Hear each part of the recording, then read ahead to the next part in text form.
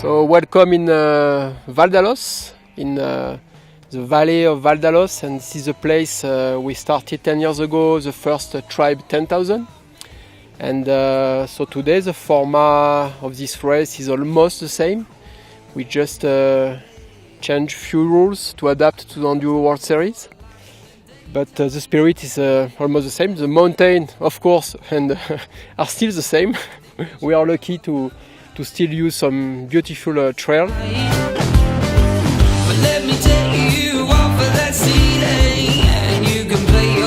So you will have this weekend 5 different stages, and the first run, this is the main change from the original concept. The first run will be a practice run, and the second one will be a timing run. So only one of the stage will be two time in timing. In fact, it's the stage number 4 on Sunday. We will have a sun like every year, I promise you. even if we have some visitor from UK and this kind of crazy weather country. So everything should be ready and okay. So we are just fixing the last detail, and we'll be ready tomorrow morning. So it's very steep. So because at each run you have 1,000 meters, so it's easy to imagine that it's very steep. And but you will see, you will have almost a lot of different terrain, dark forest, open terrain with a scenic view like here, and so very complete. We think this is a real enduro. The trail are most of the time natural hiking trail. They are not for the majority bike park trails. So I think the shorter timing will be the last stage on Sunday. It will be around 5 minutes. The other one will be around 8, 9, 10 minutes. And the stage on Sunday morning will be around 16 minutes. So yeah, total timing in the weekend will be around 1 hour, which is less from what we had in the past, because we had some race weekend with 2 hours or 3 hours total timing. So, but because we want something closer to a more common rules for Enduro World Series, we reduce to 1 hour. But it will be very different from Punta Ala. Another enduro riding experience.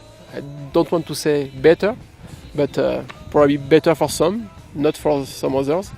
But what I'm pretty sure is that everybody will enjoy a lot the ride. I don't know about the result, but about the ride, for sure it will be a cool weekend of ride. If your background is downhill, you have an advantage to ride here. But true enduro racer like Jérôme Clemens, for example, they are quite fast in a downhill section.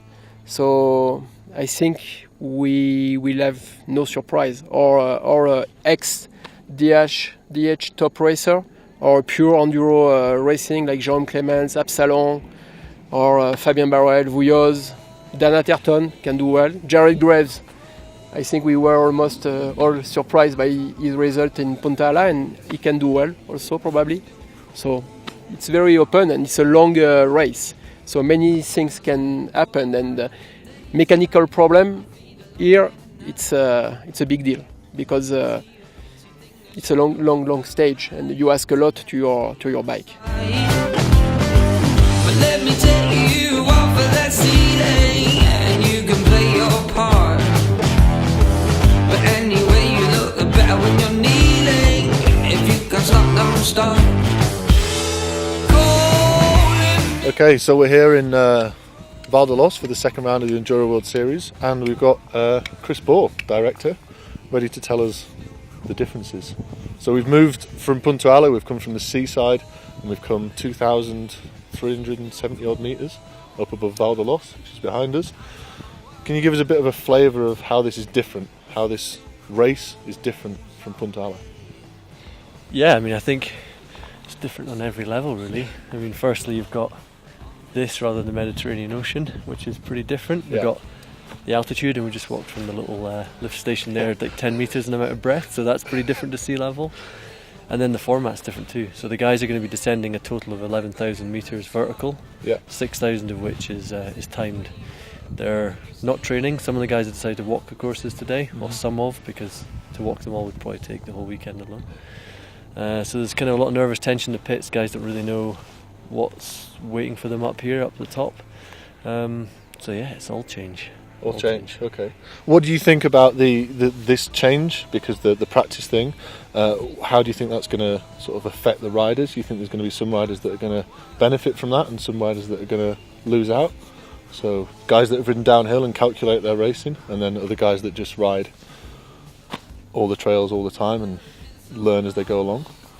Yeah, I think having a grounding in enduro events for the past few years is definitely going to help. I would say, just because they're going to know how to break down a course. They're going to know a rough idea of pacing.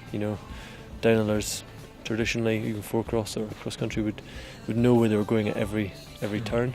Here they're going to have one full run, non-timed, and then they're going to have to race it one run straight after. So the ability, I think, to remember the sections of trail rather than the details is it's probably going to come through from the guys who've done a bit more enduro. But like in Punta Ala, there will be upsets, I'm sure. That's what really excites me. Is it's a change in format, it's a total change in terrain, change in environment, and we're going to see who mixes it up. There's a lot of expectation that because there's a chairlift involved, this is a downhill race. I think there might be some sorry states tomorrow night when they've done the best part of 6 hours on this mountain. You have to look at the ridge behind us, just under 2,500 metres. You've got to climb up that for a couple of minutes in one of the stages. That's not a downhill race. So I think the downhillers, there's a lot of descending, but there's going to be a huge amount of physicality to the race. So we'll see. We'll see who handles the altitude as well.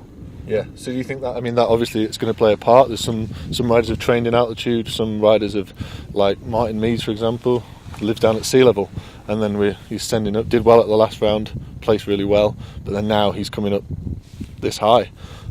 People like Absalon that have trained up here and know the area. So do you think altitude is going to shock people, or how do you think it's going to work out? I think it could do. But altitude is one of those things that's very, very personal, and there's no one been here. There was a French Enduro round last weekend, there was a Super Enduro round last weekend. A lot of the guys have been racing, World Cup guys have been in Val d'Isole. So there's not been really that many people here or at this altitude, and even 8 days ago we had about a metre of snow at the point we're standing at now. It's nice and rocky and sunny with a few patches of snow behind us. It timed that well. But we'll see, we'll see who handles it, who doesn't. See, maybe it might expose the guys that are maybe carrying illness into here. But altitude at this one, and then Colorado in a month's time. Of course, that's high as well, so might give us an indication for that. What about top 5 then? You think it's going to swap around a lot to put you on the spot? Top 5 from... Will it swap around from Punta Ala? From Punta Ala. I hope so. To here. I hope so, just because everything's in place for it to swap around. There's so many guys with so many different approaches. We'll see. So welcome everybody to Val d'Isole for the Striker 1000 and for the second Enduro World Series. We are ready to do the briefing and to remind you a little bit about the basic rules. I think racing there for the last few years will be an advantage for sure.